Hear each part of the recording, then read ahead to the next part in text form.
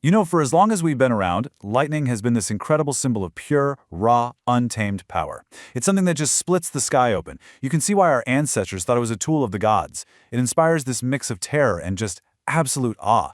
But what if? What if we could actually tame it?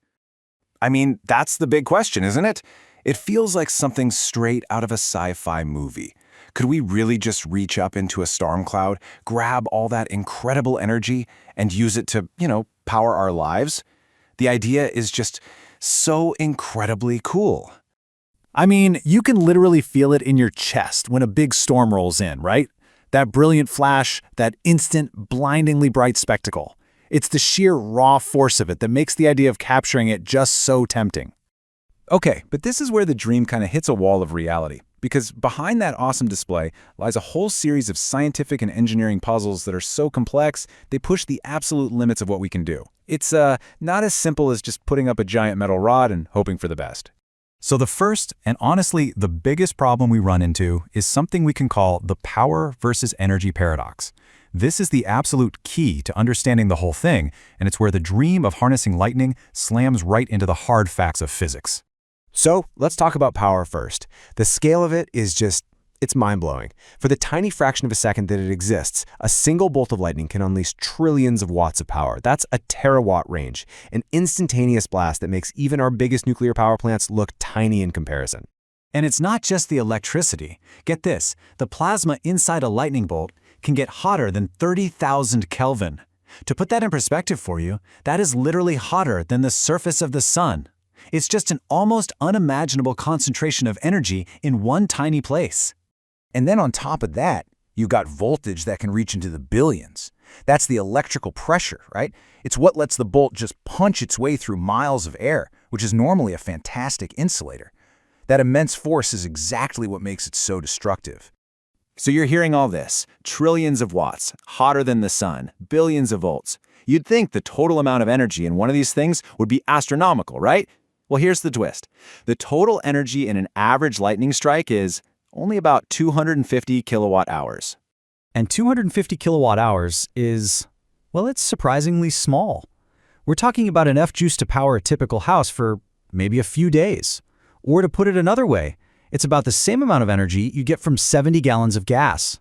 It's useful for sure, but it's not a world-changing amount of energy. So, this is the paradox we've been talking about. The difference is absolutely crucial. Think of it like this. Power is how fast you're delivering the energy. Lightning is like a fire hose turned on at full, catastrophic blast. But energy is the total amount you deliver. And because that blast is over in a tiny fraction of a second, the bucket you're trying to fill, well, it doesn't get very full. And that whole power versus energy problem, it creates what is, for all practical purposes, an engineering nightmare. Let's say we decided that small amount of energy was worth going after.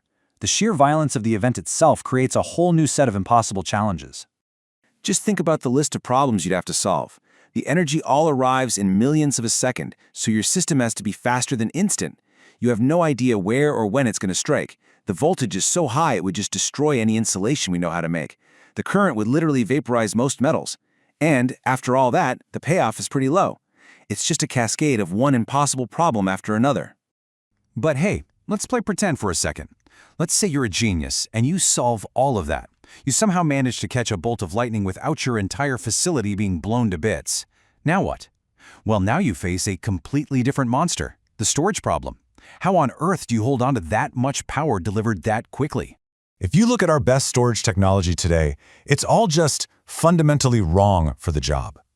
Batteries? They can store a lot of energy, but they charge way, way too slowly. A lightning strike would just vaporize them. Supercapacitors. They can actually absorb a super fast pulse, but they don't store much energy. You need a farm of them the size of a city. Nothing we have is built for this crazy combination of extreme power and blinding speed. So after all that, you might be thinking, well, is studying lightning just a lost cause? And the answer is absolutely not. In fact, this is where the story gets really, really interesting.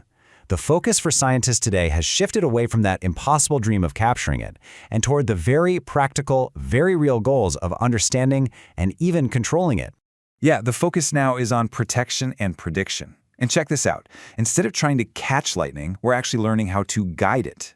Scientists are working with incredibly high-powered lasers that can basically create a little path in the air, steering a lightning strike to a safe spot, away from, say, an airport or a rocket on a launch pad. That's not capturing lightning, that's controlling it. How cool is that? And this idea really sums up the whole modern approach. We've finally moved past the ancient myths of gods throwing thunderbolts, and we've even moved past the sci-fi dream of using it for power. We are now in an era of real scientific study, where understanding lightning helps us protect our world and makes us safer. So while plugging your phone into a thunderstorm is probably going to stay a dream, the journey to try and understand it has given us incredible real-world results. And it kind of leaves you wondering, doesn't it? What's next? What other massive, untamable force of nature, once thought to belong only to the gods, will become the target of our next great scientific adventure?